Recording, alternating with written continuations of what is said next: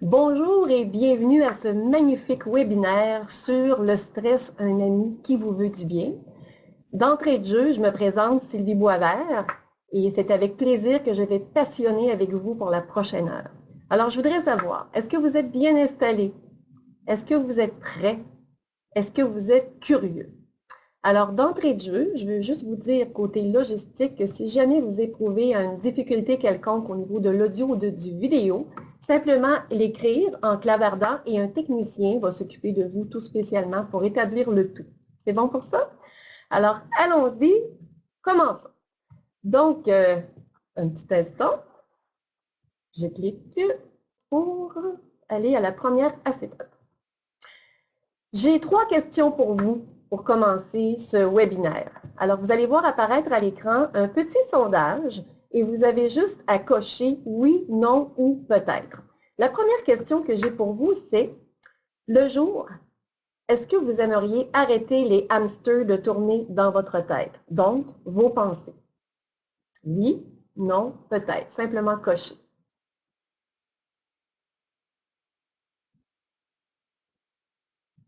Ça va? Ça commence à rentrer? Excellent, merci. J'ai mon assistant personnel avec moi, Rémi, qui s'occupe de tous les détails logistiques, ce qui me permet de me concentrer uniquement sur notre conversation ensemble, vous et moi. Donc, ça commence à rentrer. Et tu me feras signe pour la prochaine question. Donc, le jour, aimeriez-vous arrêter vos hamsters, donc vos pensées, de tourner dans votre tête sur demande? Parfait. Maintenant, la nuit, est-ce que vous aimeriez dormir au lieu de régler des problèmes ou encore de tenir des réunions qui fait que le lendemain, vous devez recommencer parce qu'il n'y avait personne, sauf vous-même? Deuxième question. Oui, non, peut-être.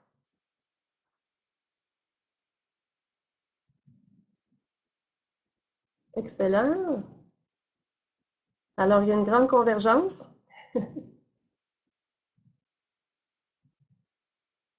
C'est bon? Et finalement, juste pour camper le sujet et votre positionnement par rapport au sujet, en avez-vous assez de manquer d'énergie pour faire des choses qui sont importantes pour vous?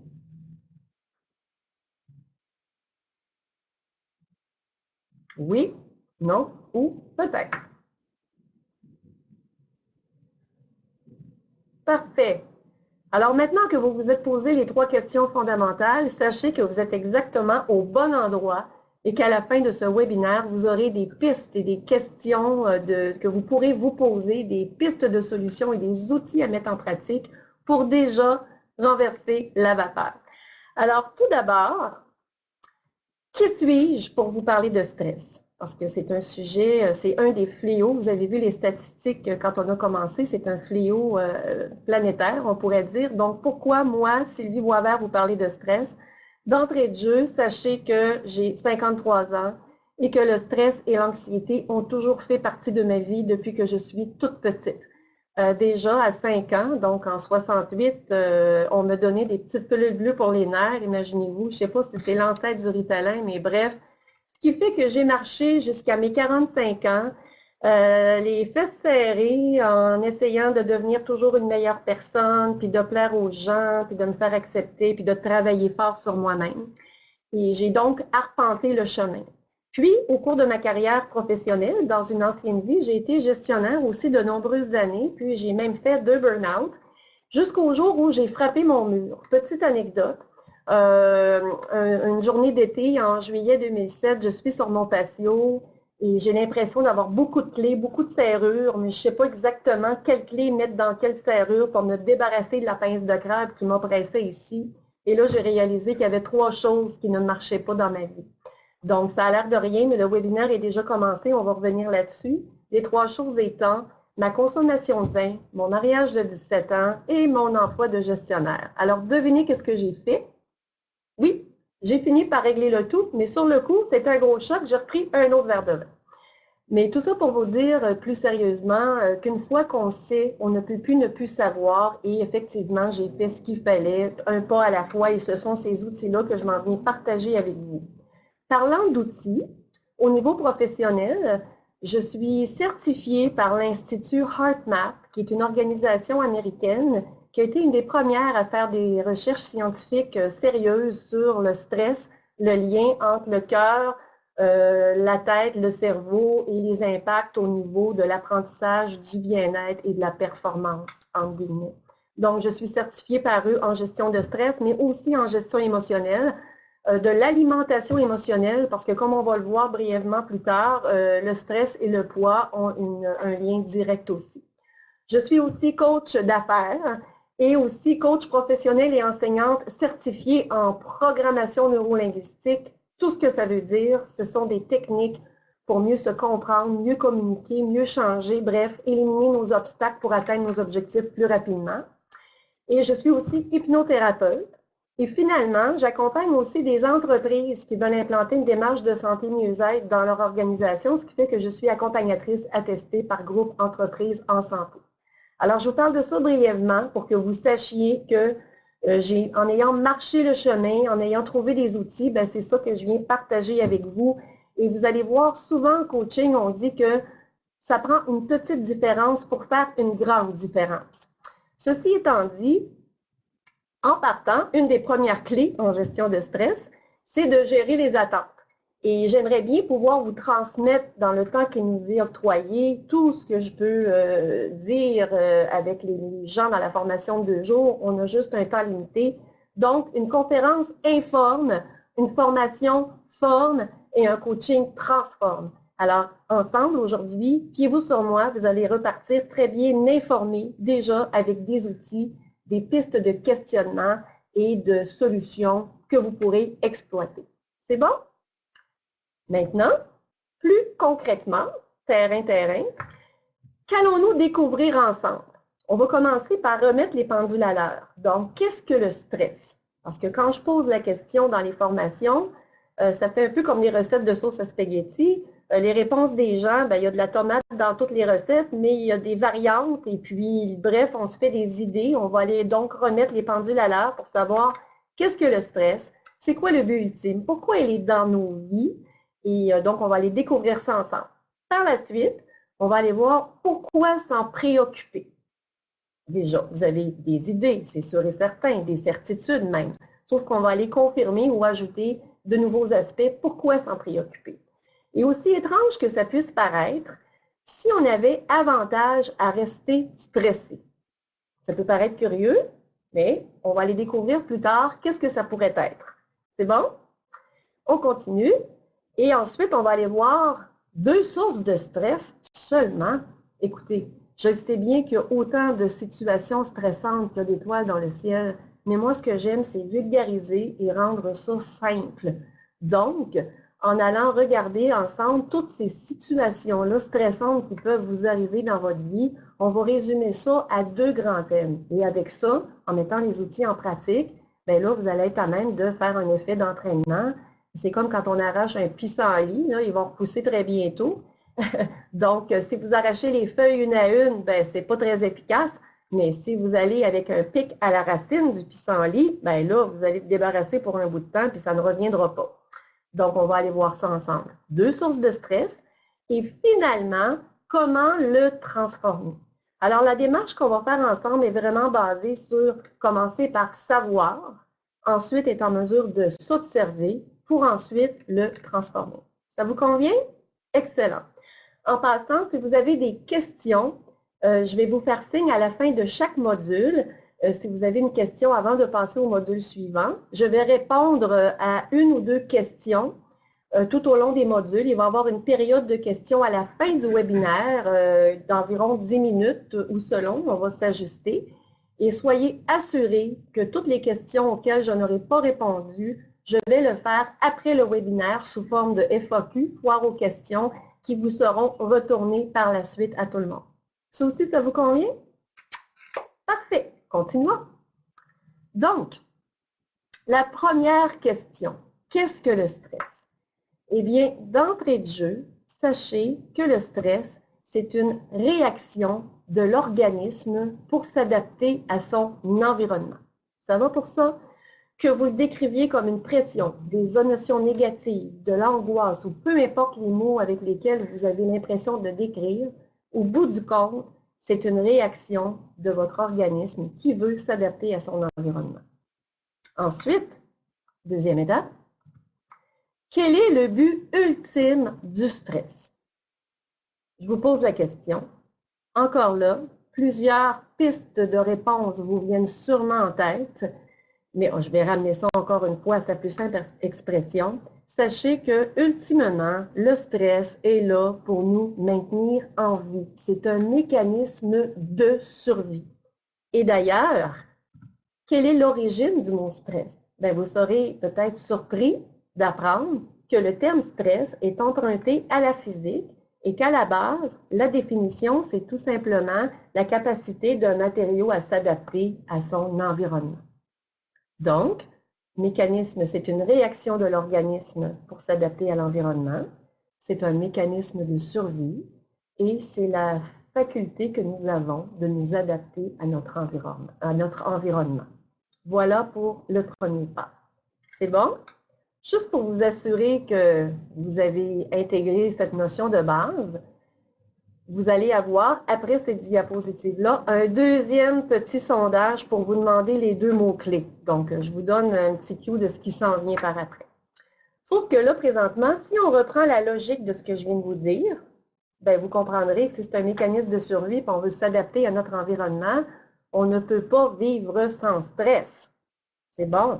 Oui, il y a des périodes où on se sent léger, calme, très bien, et la plupart du temps, on est toujours en train de s'adapter. Et peut-être que plusieurs d'entre vous avaient déjà la notion de tout à fait, Sylvie, je suis très bien ce que tu dis. D'ailleurs, il y a du bon stress et du mauvais stress. Donc, toute l'astuce ici, c'est de reconnaître le mauvais stress. Je vais vous expliquer comment le reconnaître dans quelques instants pour être en mesure de le transformer en bon stress.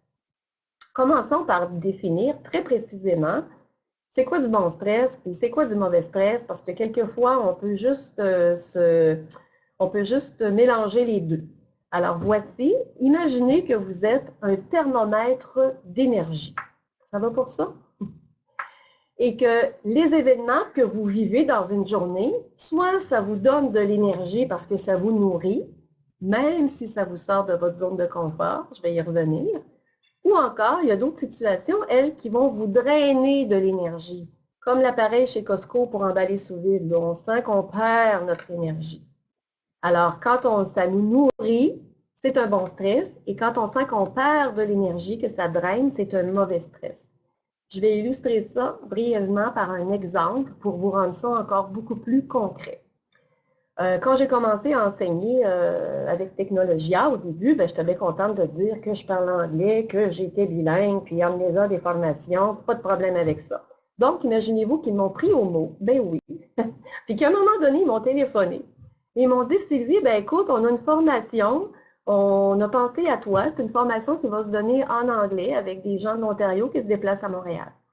Alors, figurez-vous que mon cœur faisait bien boum, boum, boum, boum, mais en même temps, ça me donnait de l'énergie, ça me nourrit parce que c'était un défi et je percevais que je pouvais m'adapter. Ça va? Deuxième exemple. À un autre moment, Technologia me contacte pour me dire, tu sais, Sylvie, tu dois donner très prochainement telle formation en français et c'est ajouter des gens qui sont des anglophones. Donc, on veut valider avec toi si tu es à l'aise de donner la formation en anglais, peut-être avec du matériel en français parce qu'on ne sait pas si on va pouvoir avoir le temps de le traduire. Et là, mesdames et messieurs, mon cœur faisait boum, boum, boum, boum, mais ça ne me nourrissait pas du tout, du tout. Mon corps, je sentais que ça drainait mon énergie. Ici, j'ai eu deux choix. Le premier choix, c'était de faire comme si et de dire oui, oui, oui, pas de problème, mais en même temps, ben, c'est moi qui allais payer le prix pour ça. Et après 2 burn-out, je ne fais plus ça. Ou de dire tout simplement la vérité en étant authentique, et c'est ce que j'ai fait. Donc, imaginez, je suis au téléphone, puis je suis en train de dire à la personne, merci d'avoir pensé à moi, puis je ne crois pas que je suis en train de dire ça, que je m'entends dire ça. Mais je vais vous demander de donner le mandat à un autre de mes collègues parce que mon niveau d'anglais n'est pas suffisant pour pouvoir donner une belle prestation, un beau service à la clientèle. Et savez-vous qu'est-ce qu'ils m'ont répondu? Sylvie, on s'en doutait et on est content de te l'entendre dire. Et ça a renforcé la confiance qu'ils ont en moi. Voyez-vous, ça, c'est un exemple de mauvais stress. La fin de l'histoire, c'est qu'ils ont eu le temps de faire traduire le document et que j'ai pu donner la formation. Ça va pour ça, avec les exemples? Maintenant, est-ce que ça vous arrive d'avoir l'impression qu'une même situation, vous aviez la perception de vous adapter au début, donc c'est un bon stress, mais que vous avez l'impression qu'aujourd'hui, là, ouf, vous ne pouvez plus vous adapter, que là, ça vous draine votre énergie? Bien, si vous avez répondu oui, sachez que vous êtes normaux, normal. Nous sommes des gens normaux avec des problèmes normaux dans la société d'aujourd'hui. Donc, il arrive que soit que les exigences changent ou qu'on a atteint notre seuil d'adaptation, ou encore que nos valeurs personnelles, c'est tous des mots-clés que je suis en train de vous dire, sont en train de changer puis qu'on n'est plus rendu là. Bref, ça se peut très bien. Vous avez comme atteint un seuil d'adaptation, puis là, vous êtes peut-être à un autre niveau. Donc, fiez-vous sur votre thermomètre d'énergie. Ça va? Excellent. Pour boucler la boucle avec tout ça, je vous invite à remplir le prochain sondage, tout petit, tout mini, qui vous dit, il y a 4 mots que vous allez voir à l'écran. Quels sont les 2 mots clés à retenir? Donc, je vous laisse prendre quelques secondes pour répondre. Et ensuite, si vous avez une question par rapport à ce qu'on vient de voir, ben, allez-y, j'en prendrai 1 ou 2 pour répondre brièvement et puis sinon, je vais répondre après le webinaire. Donc, quels sont les 2 mots-clés à retenir parmi les 4 choix que vous avez devant vous?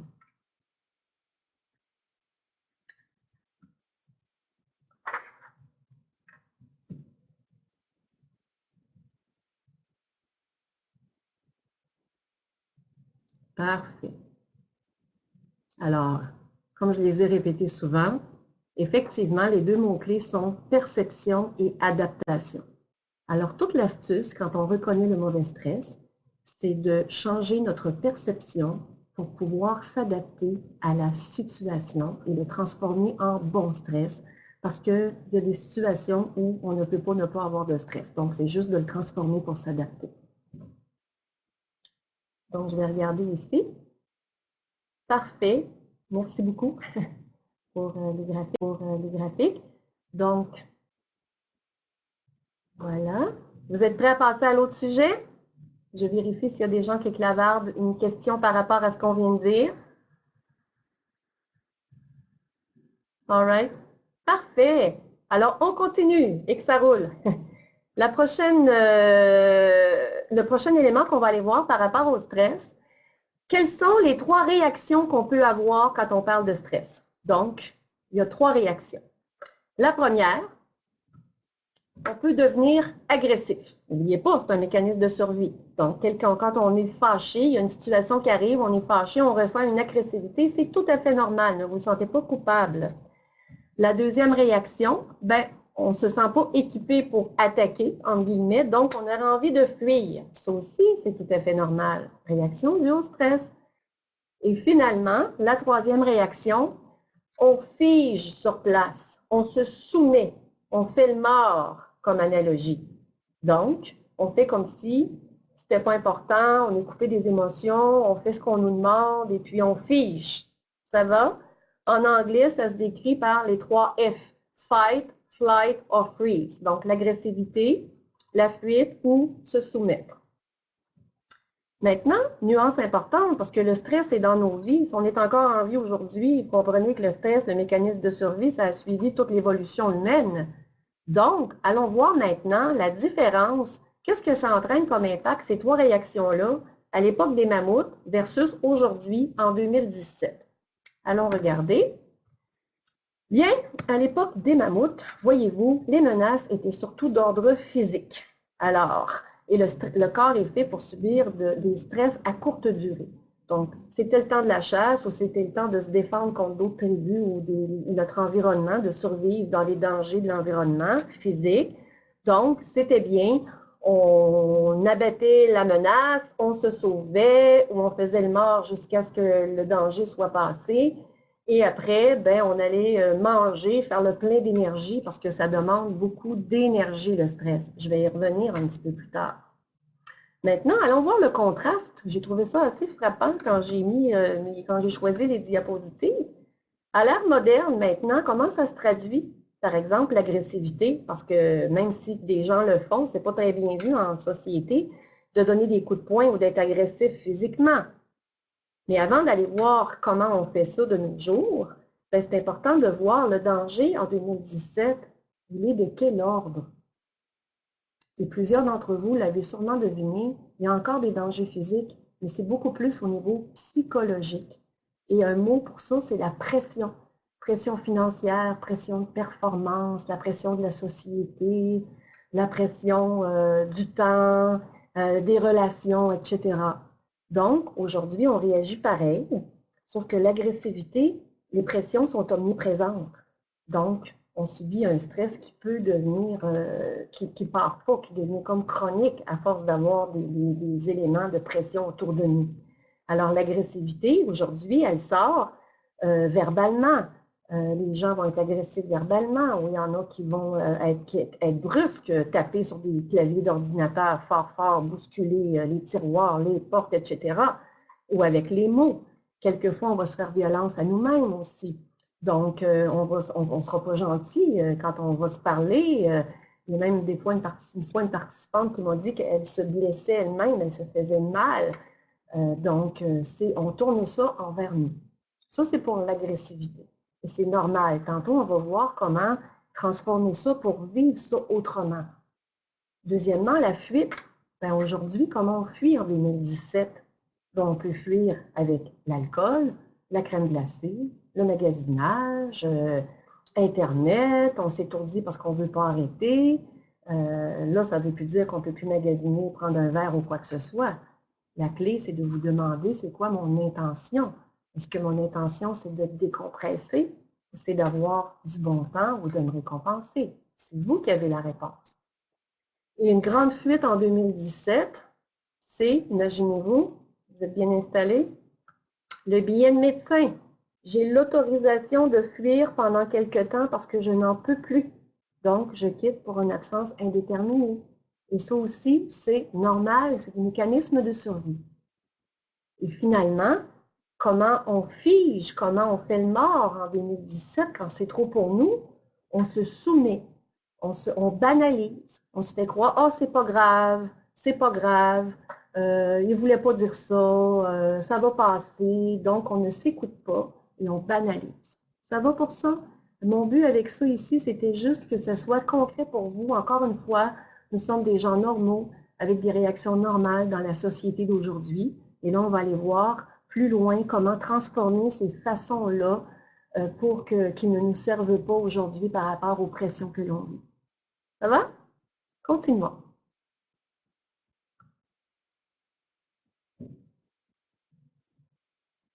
Se faire violence, j'ai une petite question ici, je vais juste répondre ici. Se faire violence à nous-mêmes, à quoi ça servait dans l'ère des mammouths? Faire peur aux autres. Non, à l'ère des mammouths, j'étais pas là, vous comprendrez. Donc, mais suite à mes recherches, on n'avait pas à se faire violence à nous-mêmes parce que cette énergie-là qui est mobilisée à l'intérieur de notre corps, elle s'exprimait. Et c'était correct parce qu'on avait à se battre physiquement contre l'environnement. Mais aujourd'hui, l'énergie, merci beaucoup pour la question, c'est très intéressant, cette énergie-là, elle est prisonnière à l'intérieur de nous.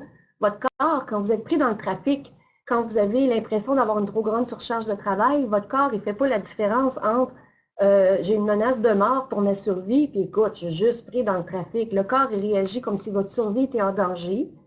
Mais comme votre énergie est prisonnière à l'intérieur de vous, il faut que ça s'exprime. Puis si ça ne s'exprime pas avec les autres, des fois, ben, ça sort envers nous-mêmes. Ça va pour ça? Merci pour la question. Donc, je vais continuer et sachez encore une fois que je répondrai à toutes les questions après le webinaire si je ne peux pas y revenir pendant le webinaire parce que mon but, c'est de vous en donner le maximum qui puisse pour vous aider à vous aider avec le stress aujourd'hui. On continue donc. Pourquoi se préoccuper exactement? Ce qui ne s'exprime pas s'imprime. Merci. Pourquoi se préoccuper du stress? Vous le savez, je vais juste vous le confirmer. On se préoccupe du stress parce que ça a un impact sur la santé. Le corps ne rend pas malade, mais le stress ne rend pas malade, sauf que le stress affaiblit votre système immunitaire et après, ben, comme ça l'affaiblit, ça rend le terrain plus propice, si vous voulez, au développement de pathologies, maladies ou malaises. Deuxièmement, ça a un impact sur le poids. L'obésité, vous l'avez vu dans les nouvelles, dans les actualités, l'obésité est reliée au stress. On n'a pas juste un poids physique, on a un poids émotionnel aussi. On mange nos émotions, on mange pour combler un vide, on mange vite, vite, vite. En fait, le stress et le poids sont directement reliés. Troisièmement, pensez aux 3 réactions d'agressivité, de fuite ou de soumission. L'impact est aussi sur vos relations avec les autres parce qu'eux, ils vous voient réagir, ils vous observent de l'extérieur.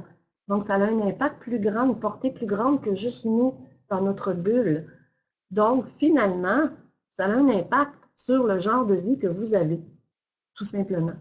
Et j'ai même lu à un certain moment que pour certaines personnes, même si vos problèmes étaient réglés demain matin complètement, si vous gardez les mêmes perceptions, les mêmes façons de faire et d'être, pour plusieurs, vous vous retrouveriez dans les mêmes situations.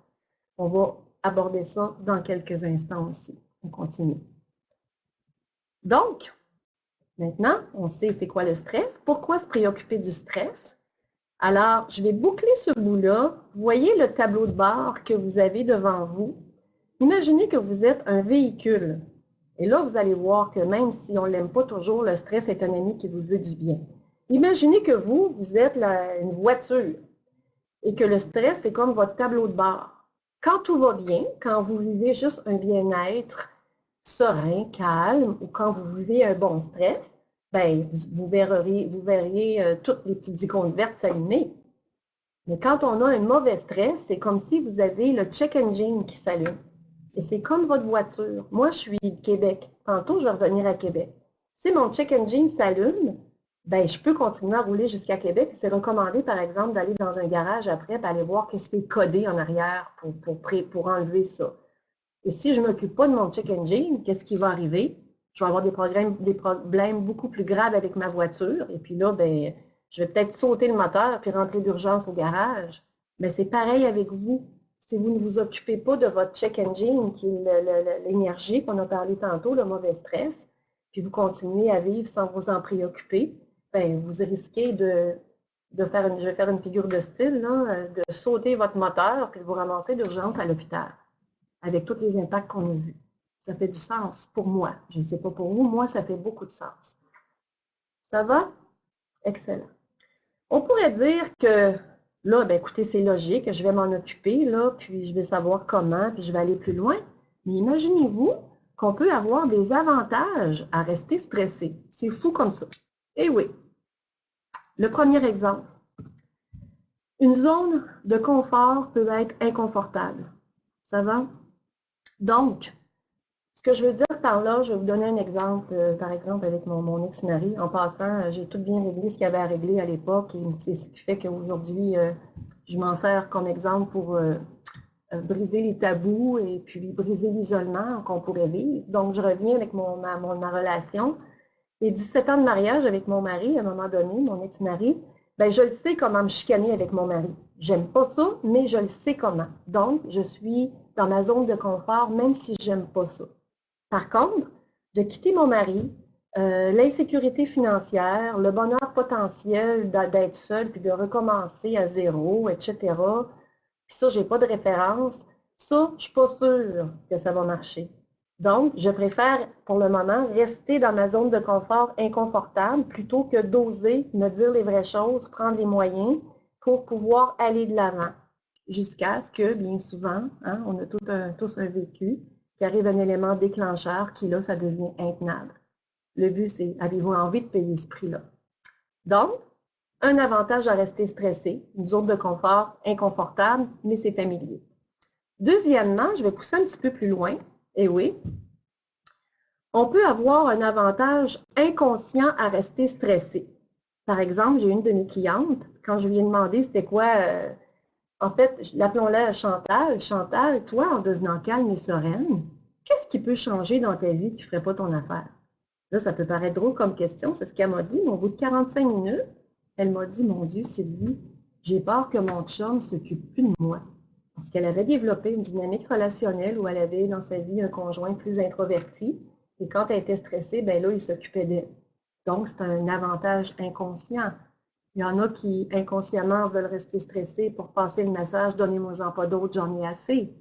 Il y en a qui ont peur, s'ils deviennent calmes, de ne plus avoir d'énergie ou que la vie va être plate parce qu'ils fonctionnent à l'adrénaline. Donc, il y en a d'autres aussi, si je deviens calme, est-ce que ça va changer les relations avec des gens puis je ne suis pas prête à ça? Peu importe. L'idée, c'est d'être lucide envers vous-même, de juste vous poser la question. En quoi ça m'arrange d'être stressé? Il y en a qui n'auront peut-être plus rien à dire s'ils ne parlent pas de ce qui les stresse. Bref, il y a autant de situations qu'il y a 7 milliards d'humains sur la planète. Vous n'avez peut-être pas d'avantage à rester stressé, mais peut-être que oui. Juste se poser la question. Se dire les vraies choses. Alors, vous avez ces pistes-là de transformation de plus. Allons voir maintenant les deux principales sources de stress.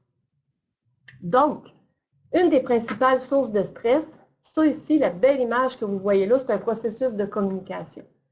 On a peur de communiquer quelquefois. Quelquefois, on ne se comprend même pas soi-même. On n'aime pas les malaises, on ne les adresse pas ou on fait comme si ce n'était pas important. Donc, mais c'est toujours latent quand vous avez un différend avec quelqu'un ou même quand vous n'exprimez pas vos besoins, quand vous ne communiquez pas, peu importe, ou vous n'avez pas bien communiqué, parce que ça s'apprend, ben ça aussi, c'est très générateur de stress parce que la communication, c'est un outil de survie. Je continue. Aussi, avec l'autre source de stress, bien, c'est la perception, on en a parlé tantôt. Ici, je vais aller plus droit au but parce que le temps file, mais pensez à des gens qui sont très calmes, pas qui pédalent en dessous, là, comme le petit canard, vraiment calmes, une confiance tranquille, une assurance. Ces gens-là ont autant de problèmes que nous, n'est-ce pas? Sauf que peut-être qu'ils se posent les trois questions suivantes. Mettons que vous avez une surcharge de travail. Première question. OK, comment je peux tourner ça à mon avantage? C'est une opportunité pour moi de faire quoi? Donc, première question, comment je peux tourner ça à mon avantage? Ben, peut-être d'aller voir quelqu'un qui gère bien son temps pour le modéliser. Peut-être de revoir mes priorités, ma façon de travailler, prendre un cours sur la gestion de temps. Bref, d'aller en parler, de demander de l'aide, de déléguer, peu importe, plusieurs solutions. Et quand on a plusieurs solutions, le mauvais stress se transforme en bon stress parce que vous avez la perception que vous pouvez vous adapter. Et deuxièmement, deuxième question, celle-là, comme une gorgée de sirop bottelé, ça goûte pas bon, c'est efficace. Qu'est-ce que j'ai à apprendre par rapport à cette situation? Et souvent, une surcharge de travail, on le voit quand on donne des formations aux gens, souvent, un des principaux freins, c'est de mettre ses limites ou d'apprendre à dire oui avec des conditions ou non avec une solution. Puis une fois que vous avez appris, ben là, vous avez pu non seulement cette situation-là, mais toutes les autres. Vous ne répétez pas de pattern et vous continuez. Et la vie, on la voit plus comme un terrain d'apprentissage, comme un terrain de créer des opportunités, au lieu de la voir comme une menace, en espérant que rien ne va nous arriver aujourd'hui et de tenir bon jusqu'aux prochaines vacances. Donc, qu'est-ce que j'ai à apprendre de la situation? Oui, il y a un problème. J'ai une surcharge de travail ou autre. On le nomme, ce n'est pas des lunettes roses, mais maintenant, je le transforme. Et juste en se posant les questions, on transforme le mauvais stress en bon stress parce qu'on a la perception qu'on peut s'adapter. On continue. Maintenant, la pièce de résistance. Comment transformer le stress? Avant d'y aller, je vais juste voir s'il y a une ou deux questions par rapport à ce qu'on a vu. Comme vous voyez, je passionne tellement que je suis dans mon élan. Donc, si vous avez une question, merci. Et on amène ici une autre piste de réflexion. J'aime bien. Est-ce que la technologie serait une cause de stress? Est-ce que le fait d'être accessible partout, en tout temps? C'est une excellente question. Merci beaucoup, Rémi. Et vous savez, tout est une question de perception, donc je vous pose la question. Demandez-vous, pour moi, est-ce que la technologie est une source de stress? Est-ce que ça me donne de l'énergie parce que j'aime ça quand ça bouge puis je fonctionne au nitro ou ça me draine de l'énergie? Fait que mon but en tant que coach, c'est vraiment que vous puissiez vous comprendre, donc vous poser vos bonnes questions. Parce qu'on ne réagit pas tous de la même façon aux mêmes éléments. Donc, si ça draine votre énergie, alors peut-être que, en fait, c'est vous qui savez, oui, c'est un mauvais stress parce que vous avez la perception que c'est peut-être trop, vous ne pouvez pas vous adapter. Et si ça vous donne de l'énergie, bien, surveillez toujours votre thermomètre, c'est votre meilleur indicateur. Et ensuite, le fait d'être accessible partout en tout temps. Vous savez, dans ma pratique, quand je rencontre des clients, souvent, on a besoin de reconnaissance et on n'a pas le temps d'aborder ça dans le temps qui nous est donné dans le webinaire. Mais souvent, il y a des clients qui vont dire « J'en donne plus que mon patron m'en demande. J'en donne plus que le client m'en demande. » Parce que, inconsciemment ou consciemment, je veux me sentir plus en sécurité dans mon travail. Donc, ça se peut que oui. Donc, j'espère que ça répond bien à votre question, à tout le moins pour vous guider. Merci beaucoup pour la question. Je reviens maintenant et je vais répondre à toutes les questions après le webinaire et ça va vous revenir sous forme de courriel. Comment transformer le stress? Allons-y logiquement. Logiquement, pour moi, c'est du bois vert. En passant, je ne suis pas une missionnaire, je ne suis pas là pour convaincre personne, sauf que je sème des graines. Et quand je parle, demandez-vous, si ce que je dis, est-ce que ce que vous faites présentement, est-ce que ça vous aide? Si oui, continuez. Sinon, j'offre d'autres pistes à explorer en attendant que vous trouviez autre chose. Donc, pour la transformation du stress, la première chose à savoir, c'est que le stress, c'est physiologique. Je l'ai mentionné tout à l'heure, là, je vais insister.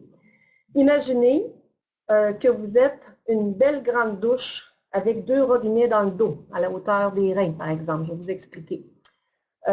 Parenthèse, notre état d'esprit dépend, et je vulgarise bien sûr, de quelle hormone on a dans notre corps. Donc, quand, par exemple, je m'entraîne, je génère de la sérotonine, de l'endorphine, je me sens en forme, ouais, je me sens bien. Quand je suis avec mon fils, par exemple, ou des amis, ou certaines conditions, je me sens calme, sereine, je me sens bien. Là, j'ai l'hormone de bien-être. Ça, c'est un des robinets dans votre dos, de votre douche. Et aussi, quand je vois quelqu'un qui est à mon goût, ben là, c'est l'hormone de la phéromone, c'est autre chose, mais ça définit mon état d'esprit. Et quand je suis stressée, bien là, ici, c'est le cortisol, une des hormones de stress. Et c'est aussi la glande surrénale dans votre dos qui génère le cortisol. Et l'antidote, c'est l'hormone de bien-être. Jusqu'à maintenant, probablement, vous réagissez aux événements, puis les robinets, ça s'ouvre en réaction. Maintenant, en comprenant, en voyant tout de suite après un outil, vous allez être en mesure de fermer vos robinets de cortisol et d'ouvrir le robinet d'hormones de bien-être à volonté sur demande. Ça va pour ça? Je reviens maintenant à votre corps. Vous voyez l'image devant vous? Eh bien, sachez en partant, la métaphore que j'utilise, c'est qu'on est une centrale hydroélectrique parce que notre corps est fait minimum 60% d'eau et notre corps, le cœur et les ondes cérébrales génèrent une fréquence électromagnétique qu'on peut mesurer scientifiquement d'ailleurs. Et le cœur, si vous voulez, c'est lui qui donne la mesure dans le corps parce que c'est le rythme le plus fort. Alors, quand vous vivez une émotion négative, le cœur se met à battre de façon saccadée. Quand c'est un bon stress aussi, mais il n'y a pas les effets pervers négatifs du mauvais stress. Donc, un événement stressant, mon cœur se met à battre, comme vous le voyez, de façon saccadée. Le corps envoie un message de danger, ouvre le robinet de cortisol. Et cortisol a 3 fonctions. Là, je ne vois plus clair parce que c'est une menace. Là, je suis plus capable de penser. D'où les hamsters dans votre tête qui n'arrêtent pas. Mon champ visuel est rétréci parce que je focus juste sur la menace. Je ne pense pas à d'autres choses. Et je peux être maladroit physiquement aussi. Ça va? Et quand je suis stressée, imaginez que vous avez 10 minutes d'émotions négatives. Combien de temps pensez-vous que vous avez de cortisol dans le sang? Ouais, 6 heures. Donc, vous partez 10 minutes fâché le matin, 6 heures. Pris dans le trafic, un autre 6 heures. Surcharge de travail, un autre 6 heures. À un moment donné, vous arrivez chez le médecin et il dit « Monsieur, madame, vos glandes surrénales sont épuisées. » Et quand on est stressé, on respire d'ici ou on arrête de respirer. Ou la voix sort de là. Donc, on appelle ça la respiration de la survie. Maintenant, tout de suite, ce qu'on va aller voir ensemble, c'est comment renverser la vapeur et ne pas attendre de se réveiller une bonne journée parce qu'on a un pouvoir, on peut renverser la vapeur. C'est ce qu'on va voir immédiatement. Vous êtes toujours avec moi? On continue. Donc, le truc, la solution est dans le problème, c'est de commencer à respirer pour remettre votre cœur à battre d'une façon fluide et ordonnée, comme vous le voyez à droite. Et comment on fait ça? Je change de diapositive. Quand on est stressé, c'est un peu comme si on a une voiture givrée, là. Si on commence à réagir, à conduire et tout ça, sans qu'avoir dégivré les vitres, on ne va pas au bon endroit, on risque de ne pas faire la bonne affaire et puis peut avoir un accident. Donc, voici la recette. C'est de respirer par le ventre, en gonflant le ventre. Je vais expliquer le pourquoi. Et de ralentir votre respiration. 5 secondes inspire, 5 secondes expire. Tout simplement. Comme une vague. On n'arrête pas la respiration.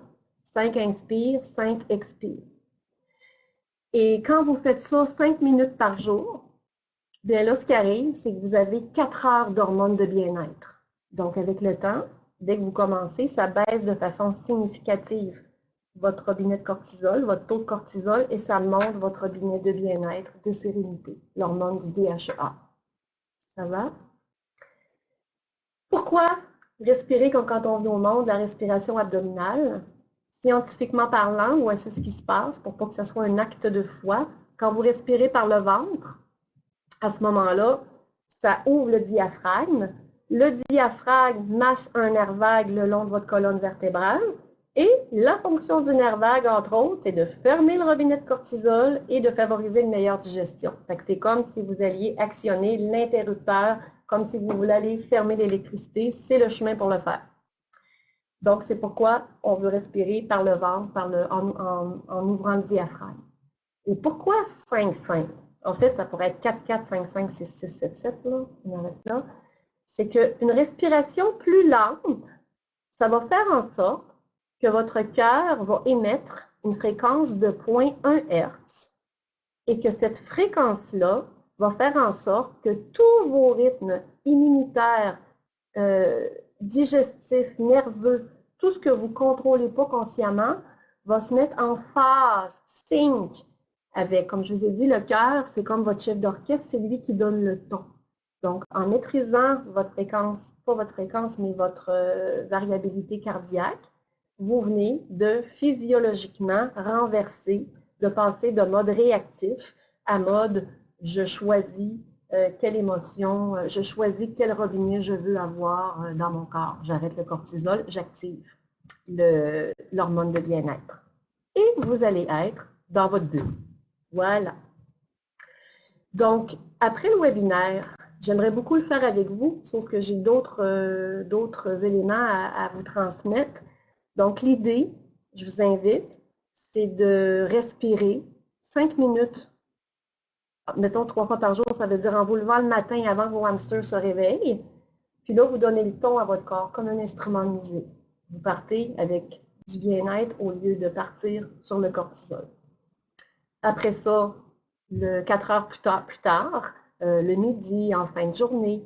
Et pour ceux qui, la nuit, ne dormaient pas, bien, ou vous réglez des problèmes, ou vous tenez des réunions la nuit, respirez, faites votre respiration comme ça. Vous allez faire le plein d'oxygène, vous focussez sur votre respiration et je vous garantis que vous allez retomber endormi rapidement. Et plus on le fait, plus ça se passe de façon automatique. Alors voici, je vous invite à mettre la recette en pratique. Je vais continuer parce que le temps passe vite et soyez assurés que vous allez, je vais répondre à vos questions par Internet, par courriel par la suite. Donc, si je résume, on transforme d'abord, vous comprenez la physiologie du stress. Première chose, c'est physiologique. Deuxièmement, vous respirez. Dès qu'un événement vous stresse, vous respirez avec un entraînement parallèle de 3 fois par jour. 3 fois 5 minutes égale 12 heures d'hormones de bien-être dans votre corps. Ensuite, c'est important de croire. J'adresse ça plus en détail dans la formation, mais là, je trouvais ça primordial de vous le mentionner.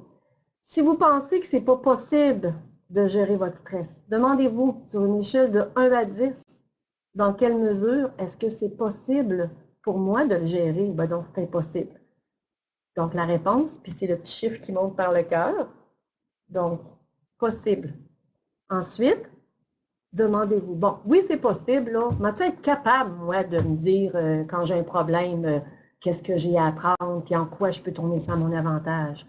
Est-ce que je vais être capable de changer mes perceptions? Est-ce que je vais être capable de respirer 3 fois 5 minutes par jour? Alors, si vous pensez que vous n'êtes pas capable, ben c'est sûr et certain qu'en partant, c'est une croyance qui fait que ça va vous nuire. Donc, demandez-vous pour vous comprendre sur une échelle de 1 à 10, spontanément, dans quelle mesure vous croyez que vous êtes capable. Après, je vous donne des trucs pour défaire ça. Et finalement, demandez-vous, c'est très inconscient, est-ce que c'est fait pour moi ça, gérer mon stress? OK? Donc, est-ce que c'est fait, je le mérite? Est-ce que je m'autorise? Puis, est-ce que vous avez, je vais vous poser une petite question, si vous avez 15 minutes le soir pour relaxer, est-ce que vous relaxez vraiment ou vous en profitez pour vous avancer à faire d'autres choses? Si c'est le cas, il y a une partie de vous qui pense que j'ai 3 enfants, monoparental, ou j'ai beaucoup d'occupations à gauche et à droite, bref, toutes sortes de raisons. Alors là, ça vient vous donner la clé pour vous comprendre qu'est-ce que vous priorisez. Et aussi, peut-être que vous avez un avantage. Juste vous comprendre, ça peut débloquer très rapidement. Et le mérite aussi, on pense que c'est à cause de quelque chose qu'on a fait ou qui on est. Et ça aussi, ça peut bloquer. Pour défaire ça maintenant, alors l'antidote à « c'est pas possible », eh bien, soyez ouverts. Et si c'était possible, demandez-vous, est-ce qu'il y a quelqu'un à quelque part qui a le même profil que moi sur la planète, puis qui réussit à être calme et serein? Et sûrement. Et là, ce que vous venez de faire, vous venez de jouer un tour à votre cerveau, vos hamsters, pour vous faufiler, puis en vous ouvrant, ben, vous allez être surpris de voir des réponses et de voir que ça fonctionne. Donc, c'est l'ouverture pour contrer le pas possible. Deuxièmement, le capable. À capacité égale, l'élément primordial pour être capable de faire quelque chose, vous le savez, on me le dit chaque fois que je pose la question, c'est la motivation. Pourquoi je veux devenir calme et serein? Vous savez, à un moment donné, on peut dire, je suis pas assez pas assez bien pour rester, mais pas assez mal pour partir. Donc, je suis pas assez stressée pour faire quelque chose, mais je suis pas assez calme pour être bien. Et là, c'est vous qui allez voir votre pourquoi. Est-ce que votre pourquoi est assez fort? Et avez-vous envie d'attendre un événement plus nocif pour vous? En fait, ça va être quoi votre seuil qui va faire que là, vous allez dire, je suis motivée, puis je me prends en main, je vais être capable. Et le mérite, ben, si vous ne le méritez pas, ben, qu'est-ce que vous avez fait de stérile ou qui êtes-vous pour ne pas le mériter? Des fois, on a des croyances, hein? Ben, si je prends soin de moi, je vais passer pour une égoïste ou des choses comme ça. Comprenez-vous. Puis, des fois, ça peut être prendre soin de soi pour mieux prendre soin des autres aussi. Donc, c'est aller voir pourquoi vous ne le mériteriez pas et quels pourraient être les avantages si vous vous donnez ce droit-là. Ça va être quoi les retombées autour de vous?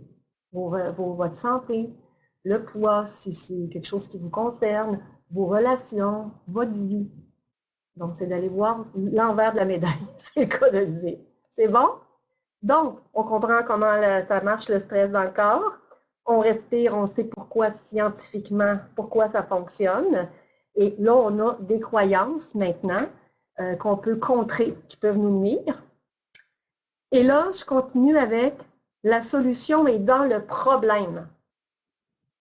Écoutez, je vous ai dit, j'ai 53 ans. Là. Moi, quand j'étais plus jeune, un bout de temps, respirer pour fermer le robinet de cortisol, je ne croyais pas à ça, là, la respiration. C'est pour ça que je vous l'ai expliqué, pour que ça fasse du sens. Quand ça fait du sens, on comprend et on peut être plus motivé. Donc, respirer pour fermer le robinet de cortisol. Manger pour nourrir votre système nerveux, parce que votre système nerveux a besoin de tous les nutriments. Et si vous ne mangez pas bien, bien, vous pouvez penser que c'est un mauvais stress, mais en réalité, c'est parce qu'il n'y a plus d'essence dans l'auto. Donc, imaginez, c'est pour ça que j'ai mis la clé, que vous êtes votre voiture de rêve ou votre voiture. Fermez le robinet de cortisol. Ça vous permet ça. Manger pour nourrir, pour mettre de l'essence dans votre voiture, autrement, ça ne fonctionnera pas. Et finalement, la qualité du sommeil, et on pourrait en parler longtemps aussi, mais le but ici, c'est que si vous ne dormez pas bien, puis là, vous avez la respiration, là, puis d'autres, les opportunités, les apprentissages et tout ça, si vous ne dormez pas bien, mais vous surchauffez votre moteur. Parce que la nuit, ce qui se passe, c'est comme s'il y avait quelqu'un qui venait faire le ménage de vos dossiers.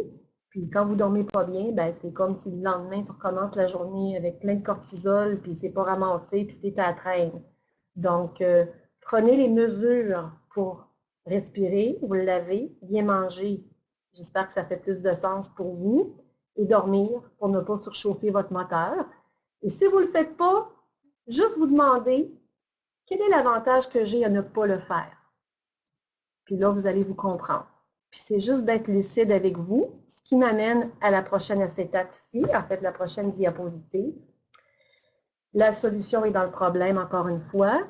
C'est que, dites-vous les vraies choses avec vous. Faites pas juste réduire les symptômes. Donc, il y a beaucoup de gens qui vont réduire les symptômes. C'est bien, mais en même temps, si vous ne vous dites pas les vraies affaires, qu'est-ce qui ne va pas, qu'est-ce que je devrais ajuster, si vous n'allez pas décoder votre check engine, ben c'est juste partie remise encore une fois, puis vous avez juste un soulagement temporaire. C'est bon? Donc, dites-vous les vraies choses, ça veut dire agissez sur la cause. Et finalement, la respiration, si vous décidez de la mettre en pratique, ça va vous permettre d'être à la fois acteur et observateur. Parce que quand vous faites la respiration abdominale, 5, 10 ou 15 minutes, 3 fois par jour, après, vous avez la capacité de le faire sur demande, en pleine action. Et si si vous ressentez un mauvais stress live dans votre vie quotidienne, vous êtes en mesure de respirer. Hein? Quand on ne parle pas, on peut juste gonfler la bedaine, respirer plus lentement. Puis là, vous êtes en mesure de vous voir aller. Vous êtes conscient de votre posture, de vos mots, de la situation, de prendre un recul émotionnel. Puis après, vous allez pouvoir réfléchir comment je vais adresser ça par la suite. Donc, de développer l'aptitude à vous voir aller, pas pour vous juger, pour vos émotions, pour surfer. Il y a une différence entre, là, je ressens de la frustration, puis je veux adresser ça, puis là, je suis assez frustrée, là, je ne me comprends plus, puis c'est pas de bon sens, puis blablabla. Là, vous avez votre cortisol, 6 heures de temps, vous ne pouvez plus penser, vous ne pouvez plus régler la situation. Tandis qu'en respirant comme ça, ben là, vous êtes à même de prendre le recul, puis d'aller voir comment adresser la situation. Donc, en résumé, il va nous rester 5 minutes pour les questions. Le stress est votre ami. C'est le tableau de bord de votre vie. Donc, quand vous vous sentez bien, ça veut dire que vous êtes bien aligné. Quand vous vous sentez que c'est un mauvais stress, ben là, il y a un check engine. C'est quoi le code? C'est là où on se dit les vraies affaires. Puis quand on l'écoute, ben, il disparaît. C'est pour ça que je dis que le stress est un ami qui vous veut du bien. Et vous savez, pensez à votre meilleur ami quelquefois. On n'aime pas toujours ce qu'ils nous disent, mais c'est pour notre bien, c'est pour notre bien. Puis c'est paradoxal, mais si on ne s'en occupe pas, ben, ils vont même aller jusqu'à nous tuer ou nous rendre malades pour qu'on finisse par comprendre. Donc, le stress, c'est votre tableau de bord, le tableau de bord de votre vie. Deuxièmement, soyez conscient de vos avantages, inconscient à rester stressé. Donc, regardez-vous aller, dites-vous les vraies choses encore une fois. Ensuite, prenez votre vie en main pour adresser ce qui doit l'être, ajuster ce qui doit l'être, comme la conduite automobile, et mettez-vous en état de le faire.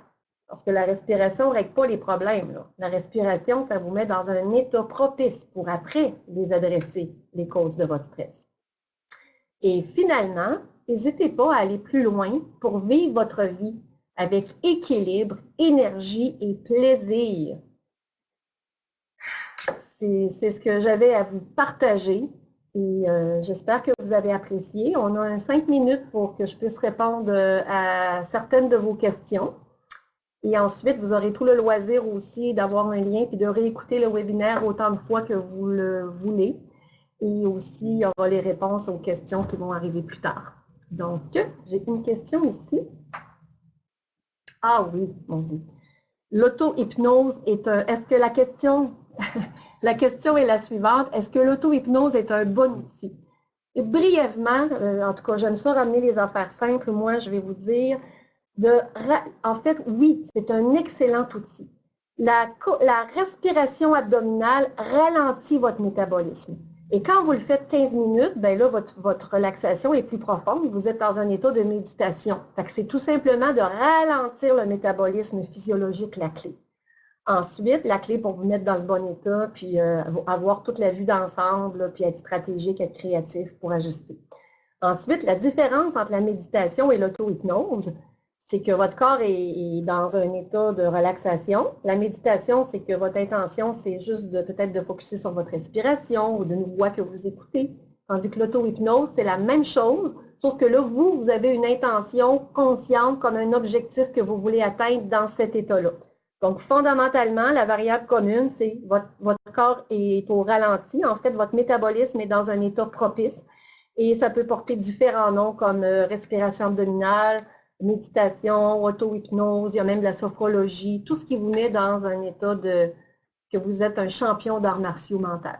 Ça répond bien? Excellent. Est-ce qu'il y a une autre question présentement? Oui, merci. Une autre question ici.